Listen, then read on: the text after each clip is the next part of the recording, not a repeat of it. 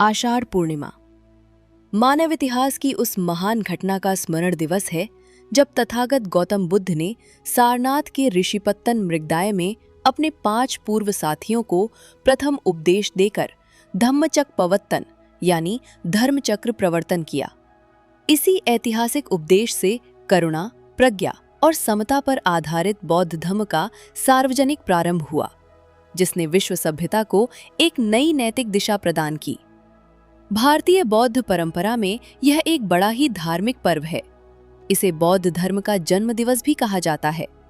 इसी ऐतिहासिक महत्व को जन जन तक पहुंचाने के उद्देश्य से अष्टविनायक बुद्धाज पीपल, भिक्षुगण तथा धर्मचक्र प्रवर्तन उत्सव आयोजन समिति सारनाथ वाराणसी के तत्वावधान में इस बौद्ध धर्म जन्मोत्सव संदेश रैली का आयोजन किया गया है।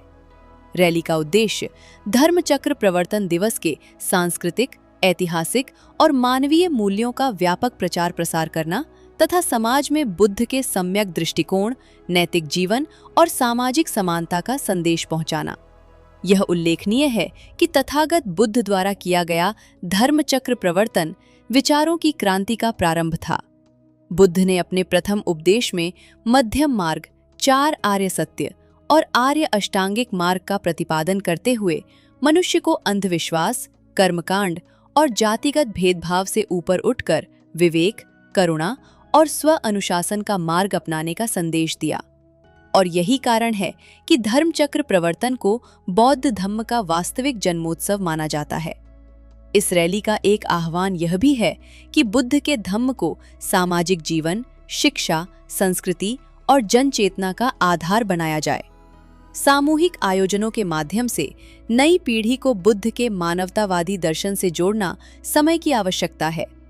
रैली में धम्म के सांस्कृतिक मूल्यों, सामाजिक समानता, नैतिकता और बंधुत्व के संदेश को जन जन तक पहुंचाने का संकल्प इन तख्तियों में दिखाई दे रहा है।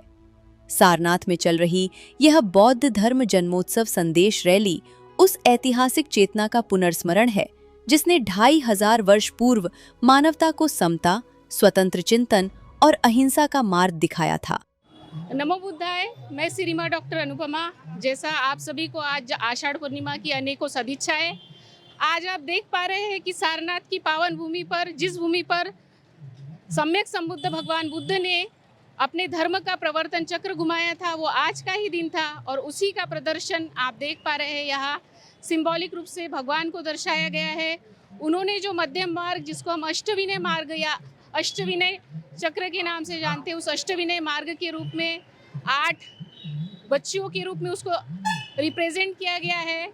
भगवान द्वारा जिन 5 भिक्षुओं को इस महान धर्म की दीक्षा दी गई थी, धर्म का ज्ञान दिया गया था, उस धर्मचक्र प्रवर्तन के सिंबॉलिक रूप में 5 भिक्षुओं को दिखाया गया है। और आज का ये मौसम, आज का ये नज़ारा आप देख पा रहे हैं, आप पीछे भी देख पा रहे हैं, आप आगे भी देख पा रहे हैं कि लोगों में कितना उत्साह है, लोगों में कितना आनंद है और लोग अपने धर्म की संस्कृति का प्रदर्शन करने के लिए कितने उत्सुक है। ये जो दिन है, ये दिन भारत में ही नहीं तो विश्व में भी प्रत्येक भारतीय के लिए बहुत ही महत्व का दिन है। इस अद्वितीय धर्म का चक्र आज के ही दिन यहाँ से घुमा था, आज ही के दिन इसकी शुरुआत हुई थी। नमो बुद्धाय। मेरा नाम सुदत्त जैतवन है और मैं मुंबई से आया हूँ। सभी तो पहले तो धर्मचक्र प्रवर्तन दिन की आपको और सभी भारतवासियों को हार्दिक हार्दिक सदिच्छाएं। धर्मचक्र प्रवर्तन दिवस अर्थात बौद्ध धर्म का जन्म दिवस सेलिब्रेट करने के लिए बौद्ध धर्म की संस्कृति के प्रति अपनी निष्ठा जताने के लिए, बुद्ध धम्म और संघ के प्रति समर्पित होने के लिए ये जो धम्मेक स्तूप है यहाँ पर बाजू में ही, उससे ऊर्जा लेने के लिए, क्योंकि वहीं से भगवान बुद्ध ने पहला उपदेश दिया, उसी को धर्मचक्र प्रवर्तन कहते हैं। इस धर्मचक्र प्रवर्तन का संदेश जन जन तक लेकर जाने के लिए लोगों को अगले साल धर्मचक्र प्रवर्तन दिन सेलिब्रेट सारनाथ में करने के लिए आषाढ़ पूर्णिमा के दिन ये संदेश देने के लिए इस रैली में मैं हर्ष उल्लास के साथ सम्मिलित हुआ हूँ। साधुवाद। तो साधुवाद आपको। आप देख पा रहे हैं यहाँ अलग अलग प्रांतों और अलग अलग प्रदेशों से लोग एकत्रित हुए हैं धर्म के प्रति अपनी श्रद्धा, अपनी आस्था को प्रदर्शित करने के लिए। और इसी के साथ हम आगे बढ़ते हैं। इस रैली में हमारा उद्देश्य है कि धम्मचक्र प्रवर्तन सारनाथ में बुद्धा ने पहली बार किया था। और अभी कंफ्यूजन में ज़्यादा लोग हैं कि धर्मचक्र प्रवर्तन बोले तो 14 अक्टूबर को कहा जाता है, ठीक है। उसको वो धर्मचक्र प्रवर्तन सिर्फ एक और एक ही है जो बुद्धा ने सारनाथ में पंचवर्ग के भिक्षुओं को दीक्षा देकर किया था। इसलिए हमारा उद्देश्य है कि ये लोकाभिमुख हो जाए।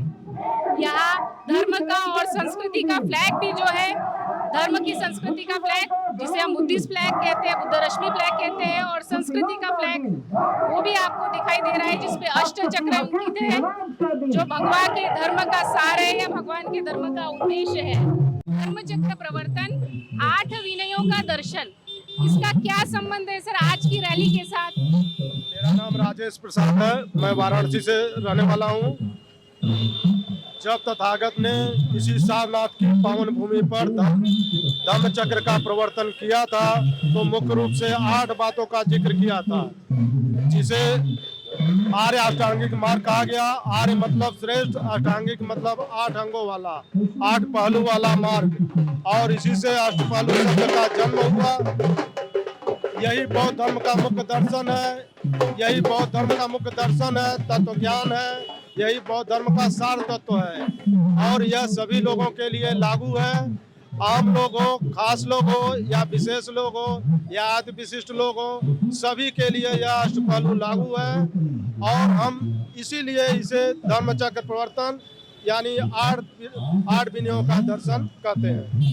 आप यहाँ देख पा रहे हैं कि किस प्रकार बुद्ध धर्म की संस्कृति का प्रदर्शन हो रहा है। यहाँ आपको भगवान सामने में हमारे जो साथी दिखाई दे रहे हैं, जो भगवान के संदेश को लोगों तक पहुँचाने के लिए यहाँ सारनाथ की पावन भूमि पर एकत्रित हुए हैं। इसके साथ ही आप देख पाएंगे किस प्रकार की संस्कृति होती है, और संस्कृति का किसी भी धर्म को आगे बढ़ाने के लिए संस्कृति का अपना महत्व होता है। और संस्कृति के प्रदर्शन के द्वारा ही हम सार्वत्रिकरण कर सकते हैं धर्म का, इसका यहाँ पर किया जा रहा है।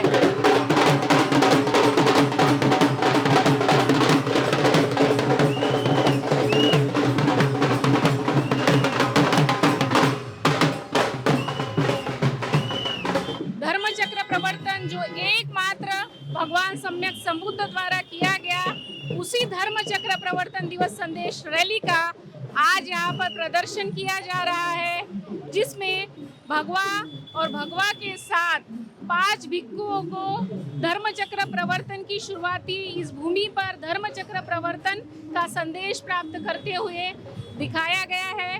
भगवा द्वारा दिया गया आर्य अष्टांगिक मार्ग, जिसे हम अष्टविनय मार्ग भी कहते हैं, उस अष्टविनय मार्ग के प्रतीक के रूप में 8 बच्चियां यहाँ आपको आज दिखाई दे रही है। बौद्ध धर्म का जन्मदिन अर्थात बौद्ध धर्म का बर्थडे, तो जनरली लोग जो है जन्मदिन अपने घरों में सेलिब्रेट करते हैं परिवार के साथ, लेकिन आज यहाँ आप इस प्रकार क्या प्रदर्शित करना चाहते हैं? Thank you so much ma'am. सबसे पहले आपने मेरे को बहुत ही अच्छा सवाल पूछा है।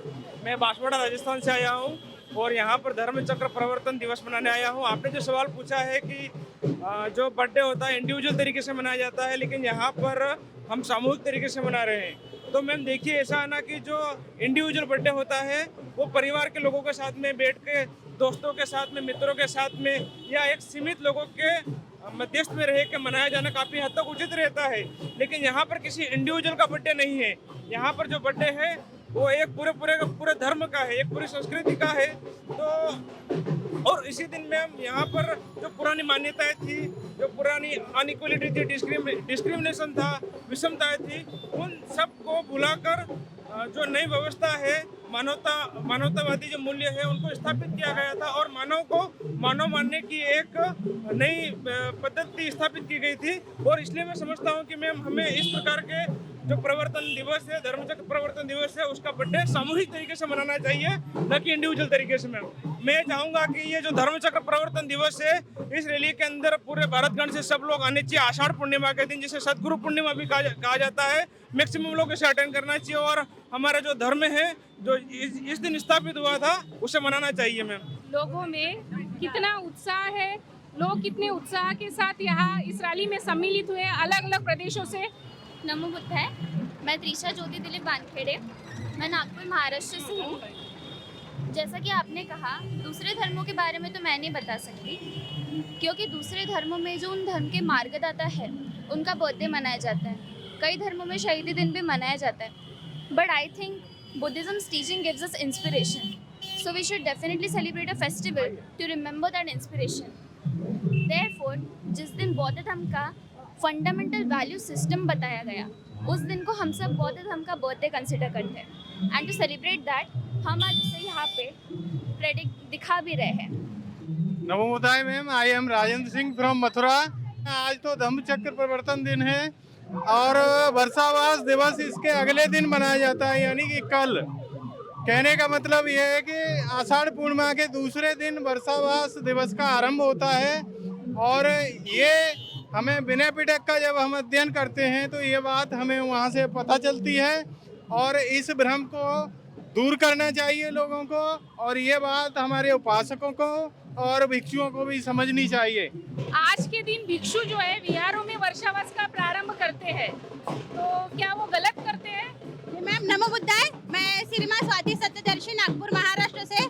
बिहार में जो कर रहे हैं परंपरावश, वैसे वो भ्रम का ही कारण है, भ्रम में है, इस वजह से बिहार में वो लोग कर रहे हैं, लेकिन वैसा नहीं करना चाहिए। अगर मान लीजिए उन्होंने विनय पिटक का अगर उन्होंने अध्ययन किया होता तो वहाँ हमें एक बात स्पष्टता से समझ में आ जाती है कि मतलब वर्षावास कब है।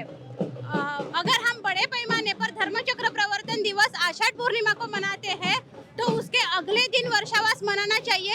इस प्रकार का प्रचार प्रसार हमें जोरों से करना पड़ेगा हर साल। साधुवाद। साधुवाद।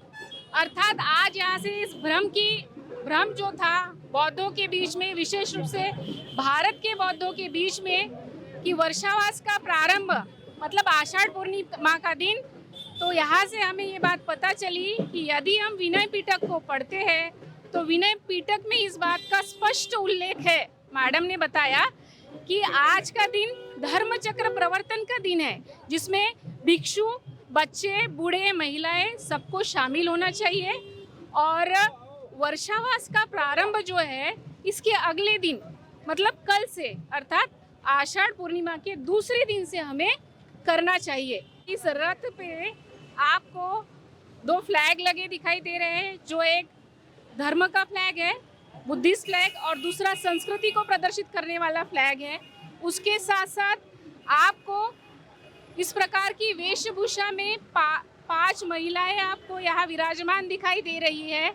आपने देखा होगा भारत को छोड़ के विश्व में भी बौद्ध धर्म को माना जाता है, तो विश्व में बौद्ध धर्म की जो संस्कृति है उस संस्कृति का प्रदर्शन करने के लिए उन्होंने इस प्रकार की वेशभूषा को धारण किया है। और यदि हमें धर्म का सार्वजनिकरण करना है तो संस्कृति क्या थी, संस्कृति का प्रदर्शन अपने आप में एक अनूठा महत्व रखता है। इसीलिए संस्कृति प्रदर्शन के माध्यम के रूप में यहाँ 5 महिलाओं को इस प्रकार दिखाया गया है, बताया गया है। त्रिशरण का जन्मदिन अर्थात धर्मचक्र प्रवर्तन दिन। मेरा नाम डॉक्टर संजय वाने है और मैं धम्मचक्र प्रवर्तन दिन के लिए खास नागपुर भंडारा महाराष्ट्र से आया हूँ।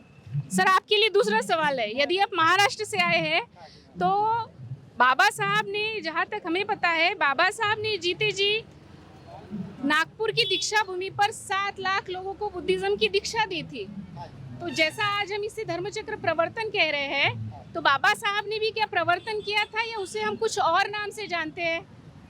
जी मैडम, मेरी राय में नागपुर में 1956 में डॉक्टर बाबा साहब आम्बेडकर जी के द्वारा जो धर्मांतरण किया गया वो धम्मचक्र अनुवर्तन था, और धम्मचक्र अनुवर्तन या धम्मचक्र प्रवर्तन के बाद आता है।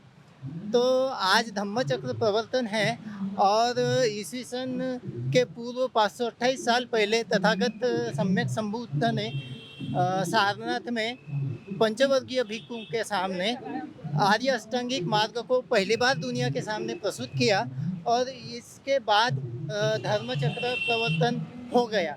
इसी घटना को हम धर्मचक्र प्रवर्तन कहते हैं। और धर्मचक्र प्रवर्तन जब होता है तो धर्मचक्र प्रवर्तन होने के बाद में एक धर्मांतरण की मुहिम छिड़ती है, एक धर्मांतरण की लहर देश में निर्माण होती है और वो लहर जब उत्पन्न होती है तो सारे देश में धर्मांतरण की एक कड़ी चलती है। तो नागपुर का जो धर्मांतरण है ये सारनाथ के धर्मांतरण के बाद की आई हुई कड़ी है और उसके द्वारा बाबा साहब ने सर्वश्रेष्ठ और अद्वितीय धर्मांतरण किया। लेकिन वो धर्म चक्र प्रवर्तन के बाद आने की वजह से उसको हम धर्मचक्र अनुवर्तन करते हैं। तथागत गौतम बुद्ध खुद इसका जवाब देते हैं। वो कहते हैं मय्य प्रवर्तति धम्मचक्र अनुत्तरं सारिपुत्र अनुवर्तति अनुराजे तथागतन। ऐसा सम्यक संबुद्ध ने खुद कहा है और वह कहते हैं कि सारिपुत्र ने जो किया था वो अनुवर्तन था और बाबा साहब का जो भी धर्मांतरण था वो भी धर्मचक्र प्रवर्तन के बाद आया हुआ अनुवर्तन था, इसलिए मैं इसे अनुवर्तन कहूँगा। मैडम, मैं आज सारनाथ की धम्म चक्र भूमि में आज खड़ा हूँ और मैं आज बहुत उत्साहित हूँ और मैं आज सबको शुभकामनाएं देना चाहता हूँ। और नागपुर का जो आपने बहुत पर्टिनेंट सवाल पूछा है तो मैं कहूँगा कि नागपुर का जो है धर्मचक्र प्रवर्तन के बाद की आई हुई कड़ी है उसे हम धर्मचक्र अनुवर्तन कहेंगे और वो सर्वश्रेष्ठ अनुवर्तन था बाबा साहब जी द्वारा। बौद्धों का चक्र अष्टविनय चक्र, इस प्रकार की तख्तियां मुझे लोगों के हाथों में दिखाई दे रही है। तो क्या भगवान बुद्ध का इस अष्टविनय के साथ कुछ संबंध था? नमोदय, मेरा नाम निशान गिरधर चौधरी है। मैं नागपुर से, महाराष्ट्र से आया हूँ।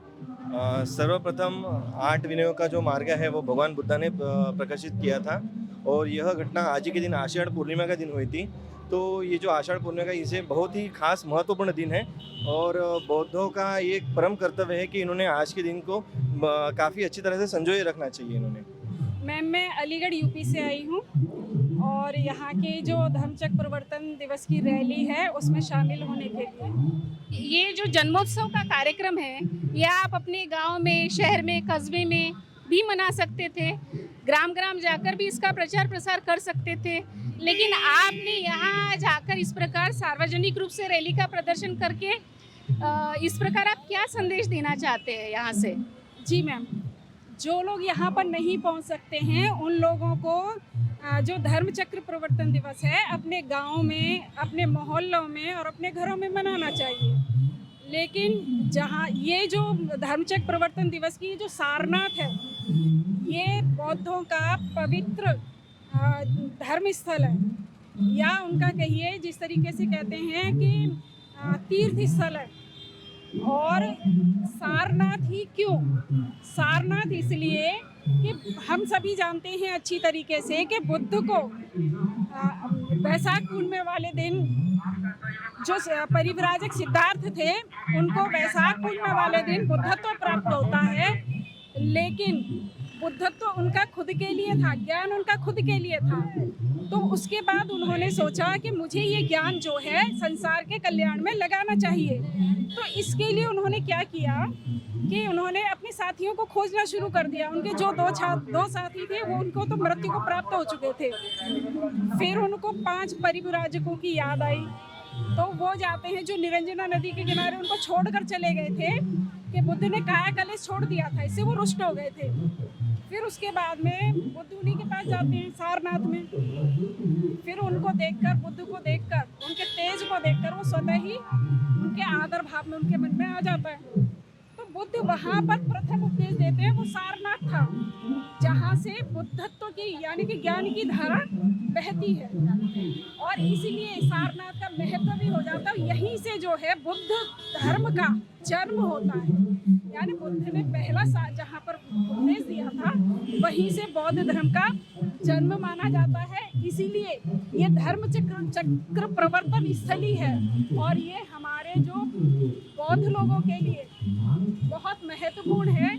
वैशाख पूर्णिमा से भी ज़्यादा आज का दिन आषाढ़ पूर्णिमा बहुत महत्वपूर्ण है। मैं नलिनी हूँ, चंद्रपुर से बिलोंग करती हूँ। यह धर्मचक्र प्रवर्तन दिन उत्सव मनाने के लिए आई हूँ ताकि हमारे चंद्रपुर वासियों मतलब हमें देख के प्रेरित हो जाए और धर्मचक्र यही दिन हमारा बुद्धिज्म का बर्थडे है, यही सेलिब्रेशन के लिए मैं आई हूँ। हमारे बीच इस रैली में शामिल होने के लिए पुरुष ही नहीं तो हम देख सकते हैं महिलाएं भी हैं, हमारे साथ नन्हे मुन्ने बच्चे भी हैं जो इस रैली में सम्मिलित होने के लिए आए हैं। हम देख पा रहे हैं कि कितना उल्लास है, कितना उत्साह है। मैं डॉक्टर प्रमोद उंदीरवाड़े और मैं गढ़चिरौली महाराष्ट्र से हूँ। आप सभी को नमो बुद्धाय और आप सभी को धर्मचक्र प्रवर्तन दिन की हार्दिक सदिच्छाएं। सर महाराष्ट्र से आए हैं इसीलिए मेरा एक विशेष सवाल है सर से कि सर महाराष्ट्र के लोग विशेष रूप से नागपुर की दीक्षा भूमि पर देखा जाता है कि अक्टूबर माह में धर्मचक्र प्रवर्तन दिवस मनाते हैं।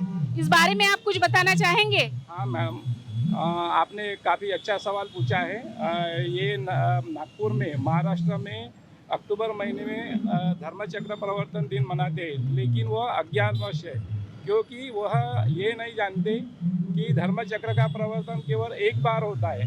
अंगुत्तर निकाय में भी इसका संदर्भ मिलता है कि धर्मचक्र का प्रवर्तन केवल एक बार होता है और धर्मचक्र का प्रवर्तन इस संसार में न कोई मार, न कोई देव, न कोई ब्रह्मा और अन्य कोई कर नहीं सकता है। इसीलिए धर्मचक्र का प्रवर्तन केवल एक बार होता है और आषाढ़ी पूर्णिमा के दिन धर्मचक्र का प्रवर्तन भगवान बुद्ध ने किया था क्योंकि उन्होंने आज ही के दिन 5 परिव्रजकों को धर्मोपदेश करके धर्म की दीक्षा दी थी और इसी दिन को आज धर्मचक्र प्रवर्तन दिन बोलते हैं। और नागपुर में जो करते हैं वो धर्मचक्र का अनुवर्तन दिन है और इसीलिए सारनाथ को अपन धर्म प्रवर्तन भूमि कहते हैं और जो नागपुर की जो भूमि है उसको दीक्षा भूमि कहते हैं। साधुवाद। साधुवाद सर, साधुवाद मतलब प्रवर्तन अर्थात शुरुआत करना। हाँ मैम, बिल्कुल। और अनुवर्तन अर्थात शुरुआत की हुई को गतिमान करना, ये आप कहना चाहेंगे? बिल्कुल बिल्कुल मैम, आप सही कह रहे हैं क्योंकि भगवान बुद्ध ने जो धर्म की जो शुरुआत की थी और बाबा साहब ने उसी धर्म को इन्हें अनुवर्तन किया था, उसका अनुसरण किया था। साधुवाद सर, आप देख पा रहे हैं प्रवर्तन मतलब धर्म की शुरुआत, किसी नए विचार की शुरुआत जो सम्यक संबुद्ध भगवान बुद्ध ने आज से 528 ईसा पूर्व इसी पवित्र भूमि से शुरुआत की थी, इसीलिए ये प्रवर्तन कहलाता है। उसके बाद सारीपुत्र सम्राट अशोक, डॉक्टर बाबा साहब आम्बेडकर, इनके द्वारा धर्म को गतिमान किया गया, इसीलिए वो धर्मचक्र का अनुवर्तन कहलाता है। सारनाथ की भूमि प्रवर्तन भूमि, नागपुर की भूमि दीक्षा भूमि इसीलिए कही जाती है। हमारे साथी कितने उत्साह के साथ इस धर्म के विचार को, जो मानवतावादी है, जो मानव के कल्याण के लिए बना हुआ है, उस मानवतावादी बहुजन हिताय बहुजन सुखाय की संकल्पना को जो बुद्ध द्वारा आज ही के दिन इसी भूमि पर दी गई थी, उस भूमि पर प्रसारित करने के लिए हमारे साथी, जिन साथियों से चलना नहीं हो पा रहा है, वो हमारे बुजुर्ग साथी भी आज ऑटो के माध्यम से ऑटो में बैठकर इस रैली में सम्मिलित हो रहे हैं, इस रैली का भाग बन रहे हैं।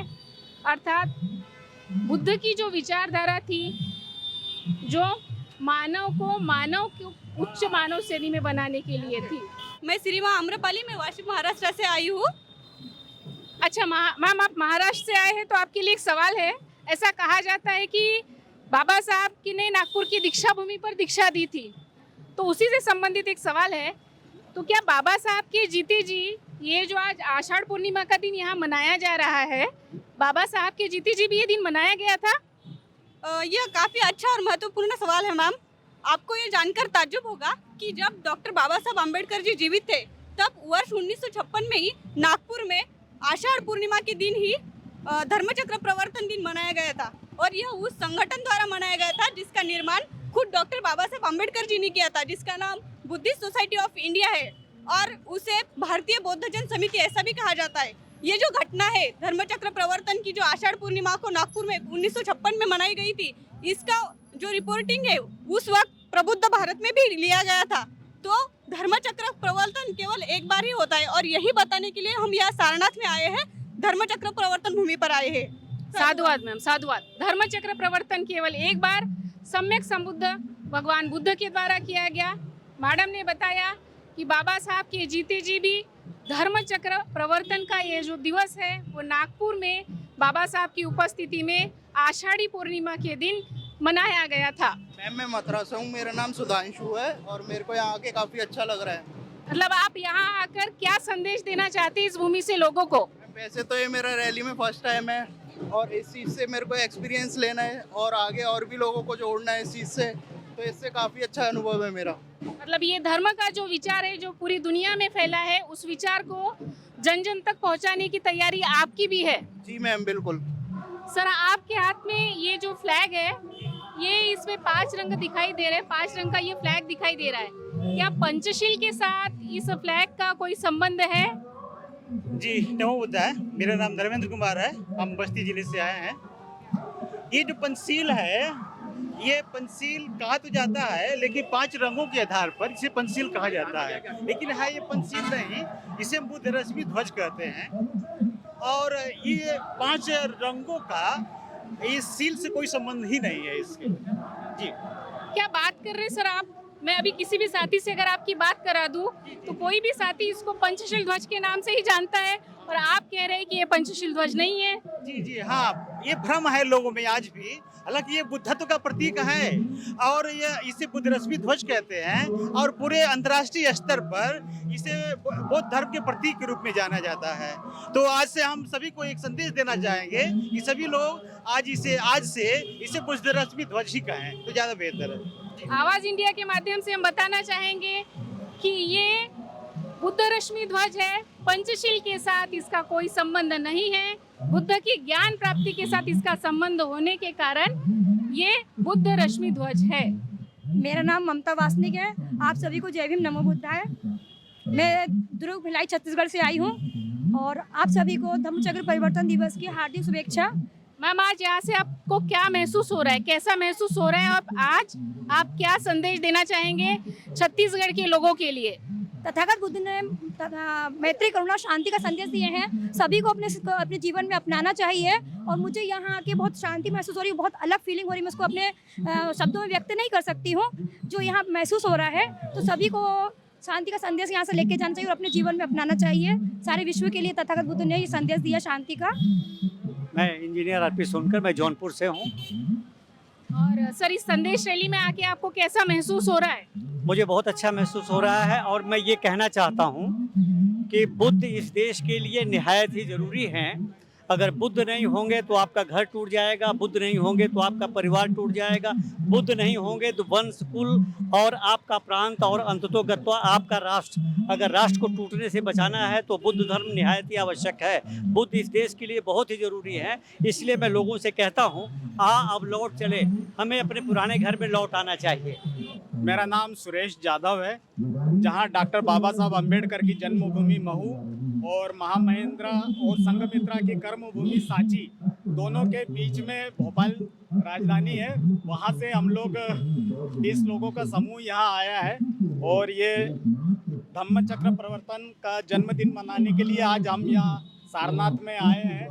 हमें बहुत खुशी है कि सारनाथ के स्तूप को यूनेस्को द्वारा वैश्विक धरोहर घोषित किया गया है। हम धन्यवाद करते हैं यूनेस्को की टीम का और आज के इस आयोजन समिति का, जिन्होंने हमें बुद्ध धर्म के जन्मोत्सव का एहसास कराया और आज यहाँ भारी संख्या में, हजारों की संख्या में बौद्ध उपासक उपासिकाएं सम्मिलित हुए हैं। इसके बाद में हम अगले साल भोपाल शहर में ये जन्मोत्सव मनाने का कार्यक्रम करेंगे और 14 अक्टूबर को जो अनुपरिवर्तन दिन होता है, हमारे लोग भ्रांतियों में थे कि उसको धम्मचक्र परिवर्तन बोलते हैं, लेकिन वो अनुप्रवर्तन दिन होता है। आज हमें समझ में आ गया है।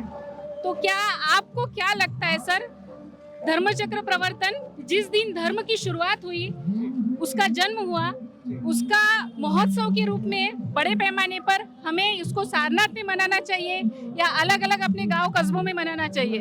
सारनाथ में तो जो आयोजन करते हैं वो अच्छा है, जो लोग सारनाथ आ सकते हैं वो ठीक है उनके लिए, लेकिन हमें जहाँ रहते हैं वहाँ पर हमारे बहुत सारे गरीब और अज्ञानी लोग रहते हैं, उनको बताने के लिए हमें अपने अपने स्थानीय स्तरों पर भी ये कार्यक्रम आयोजित करना चाहिए, जिसको एक पारिवारिक मिलन समारोह और बुद्ध धम्म का जन्मदिन वो उसके महत्व को रेखांकित करते हुए वहाँ प्रबोधन के कार्यक्रम होना चाहिए, वैचारिक अभिव्यक्ति का प्रदर्शन होना चाहिए, लोगों को बहुत सारे लोगों को जानकारी होना चाहिए कि आज के दिन का क्या महत्व है।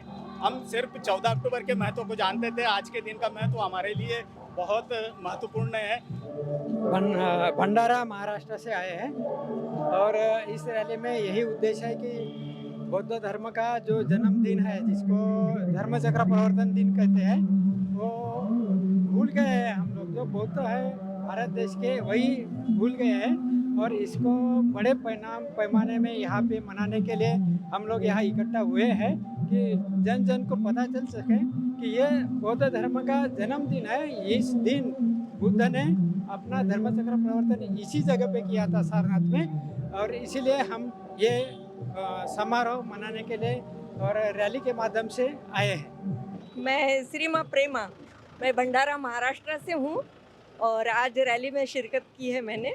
मैम, आज ये जो रैली यहाँ निकली है धर्मचक्र प्रवर्तन महोत्सव की, इस रैली का आपकी नज़र में क्या महत्व है? देखिए, रैली का बहुत बड़ा महत्व है, क्योंकि रैली के दृष्टिकोण से अगर हम देखें तो आज बौद्ध धर्म का जन्मदिन है, ठीक है ना। तो आज जब बौद्ध धर्म का जन्मदिन हम कहते हैं तो होता यूँ है कि किसी भी धर्म की जो सांस्कृतिक संपदा होती है उसको बरकरार रखने के लिए, उसको मजबूत करने के लिए उसका प्रदर्शन करना अनिवार्य होता है। अभी होता यूँ है कि अक्सर लोग ऐसा सोचते हैं कि भाई हम तो अपने गांव में रह जाएंगे, गांव में मना लेंगे, ऐसा होता है। लेकिन हमें लगता है कि धर्म की जो अभिव्यक्ति है वो केवल व्यक्ति या परिवार तक ही सीमित ना हो, क्योंकि उसको समाजाभिमुख करना पड़ेगा और बहुजन समाज के उन्मुख हो। ऐसा क्यों? क्योंकि भगवान बुद्ध ने जिस भूमि पर धर्म का चक्र प्रवर्तित किया, उनका मानना यह है कि ये जो मार्ग है बहुजन हिताय बहुजन सुखाय, वो कहते भी है ना, चरत भिक्खवे चारिकं बहुजन हिताय बहुजन सुखाय लोकानुकंपाय अत्थान हिताय सुखाय सत्ता देव मनुष्य शास्त्र है। और वो कहते हैं कि सभी लोगों में इसको प्रदर्शित करो और जन जन तक पहुंचाओ, क्योंकि दुख मुक्ति का मार्ग उन्होंने आज दिया है। और इसीलिए ये बहुजन के समाज के उन्मुख करना हमें लगता है ये आज के दिन का बहुत महत्वपूर्ण बिंदु है और ये इस रैली का महत्व है। दूसरी बात ऐसी भी है कि किसी जब सामूहिक व्यवहार होता है, जिसको सामुदायिक व्यवहार या समूह व्यवहार कहेंगे, तो जो धर्म विनय की संस्कृति होती है उसका निर्माण होता है ना। उसका निर्माण करेंगे तो जितने भी बिंदु आते हैं संस्कृति से रिलेटेड, जैसे हमारा सोच विचार, रहन सहन, खान पान, हमारा क्या कहेंगे अभिवादन, फिर हमारे धर्म के बारे में चीज़ें, ये सभी संस्कृति का हिस्सा होती है। तो इस संस्कृति का निर्माण भी इसी तरह से सामुदायिक व्यवहार से होता है। तो हमें लगता है कि सामुदायिक व्यवहार को प्रदर्शित करना, ताकि यही मूल्य अगली पीढ़ी को हस्तांतरित हो। क्योंकि क्या होता है ना, जब हम व्यवहारिक मूल्य कहते हैं और धर्म की मूल्य जो है, मूल्य व्यवस्था जो है, जो फंडामेंटल उनके वैल्यू सिस्टम है, वो उनको पीढ़ी दर पीढ़ी हमें हस्तांतरित करना होगा। और एक अच्छा रैली के माध्यम से इसका प्रदर्शन हो सकता है। आप देख पा रहे हैं यहाँ पर तीनों जनरेशन के लोग नज़र आ रहे हैं, आपको बड़े बूढ़े और मेरे उम्र के भी और बच्चे भी नज़र आ रहे हैं। तो पीढ़ी दर पीढ़ी इन संस्कृतियों के मूल्यों का हस्तांतरण हो, अगली पीढ़ी को भी यही मूल्य प्रचारित हो, प्रसारित हो। और इस दृष्टिकोण से रैली एक अच्छा माध्यम है।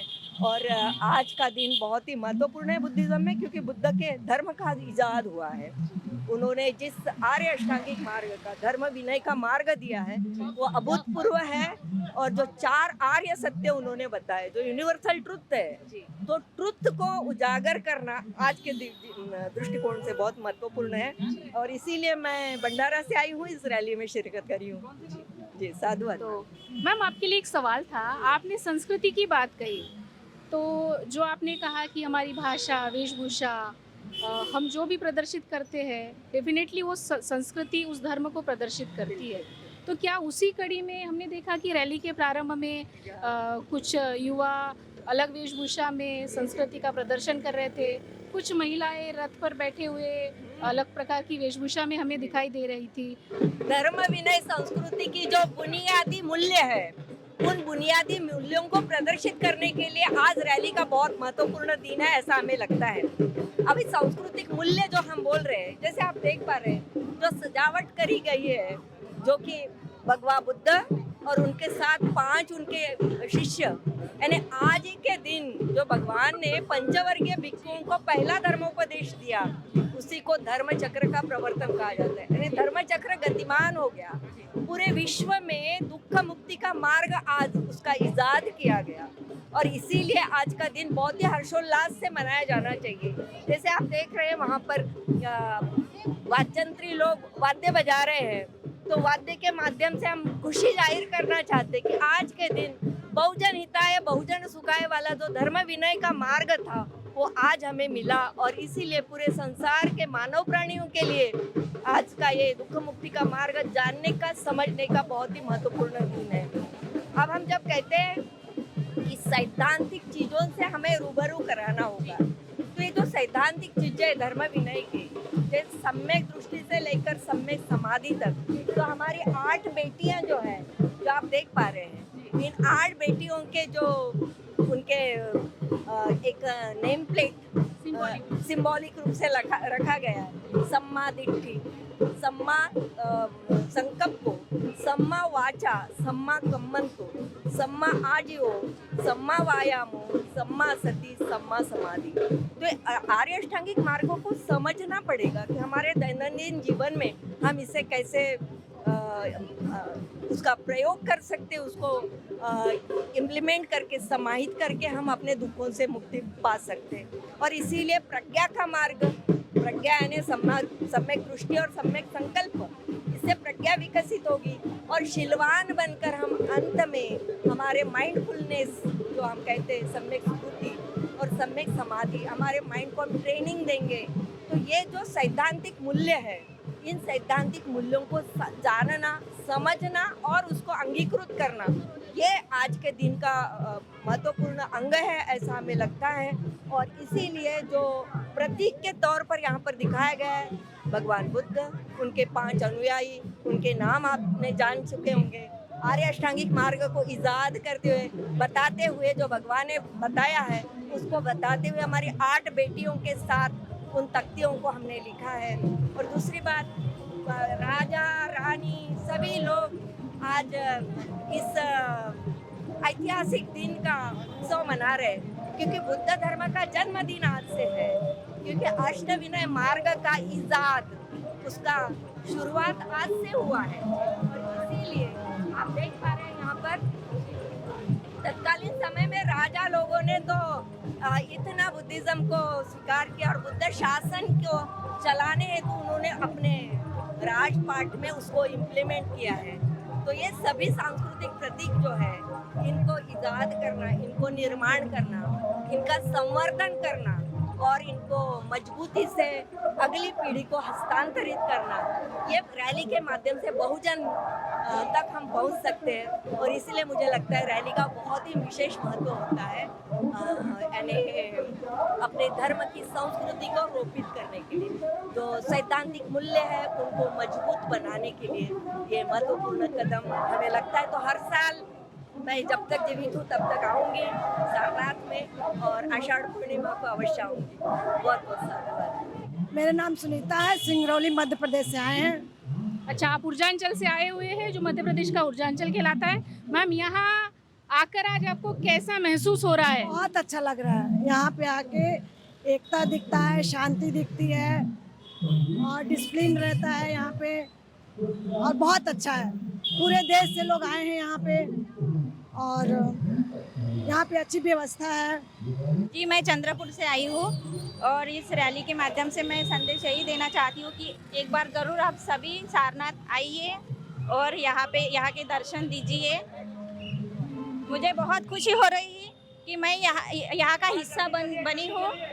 भगवा का जो आर्य अष्टांगिक मार्ग है, इन आर्य अष्टांगिक मार्ग को रिप्रेजेंट करती हुई ये हमारी 8 बच्चियां हैं।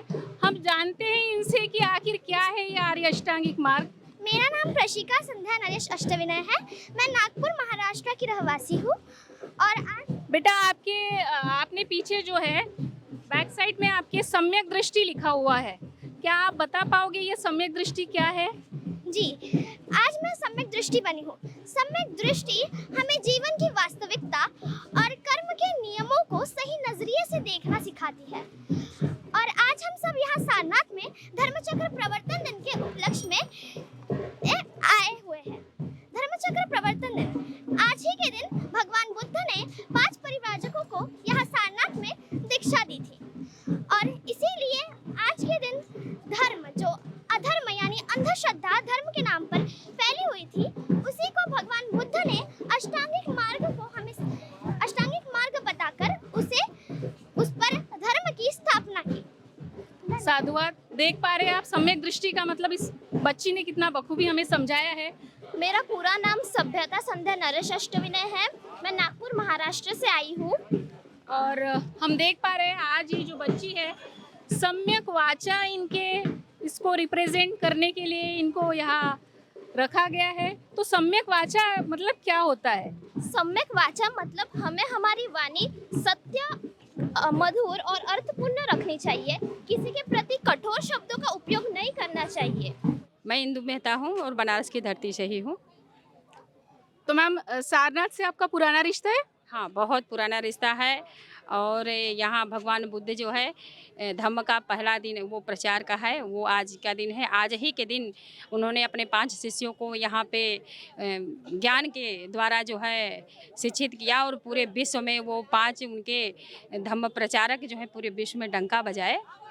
और साथ ही में यहाँ पे देखेंगे तो लाट है, सम्राट अशोक के द्वारा बनाया गया है, जो कि ये पूरे विश्व में, और मुझे बहुत खुशी हो रही है कि राष्ट्रीय धरोहर के रूप में ही परसों इसे मान्यता मिली है। तो बहुत ही खुशी का दिन है।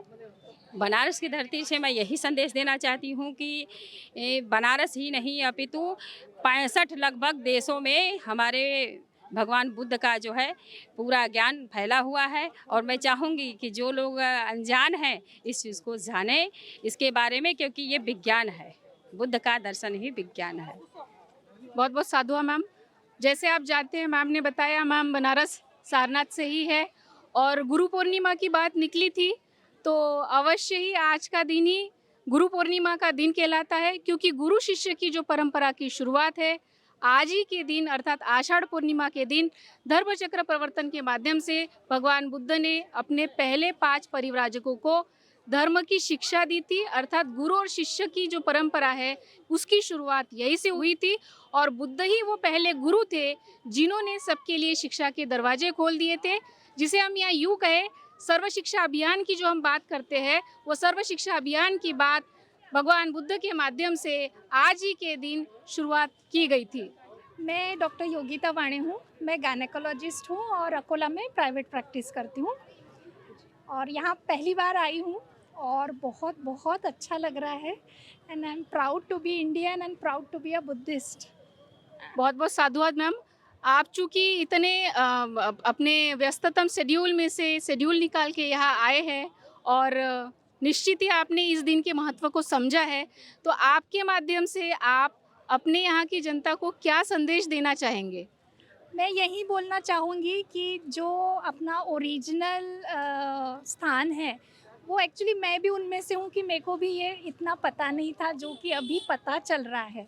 और मैं चाहूँगी कि मैं यहाँ से जब जाऊँगी तब जो भी मेरे भंडारा के साथी है, अभी हमने भंडारा में एक बौद्ध महिला परिषद भी पहली बार ली है और वो जो हमारा ग्रुप बना है, मैं चाहूँगी कि अगली बार मैं पूरे ग्रुप के साथ यहाँ आऊँ।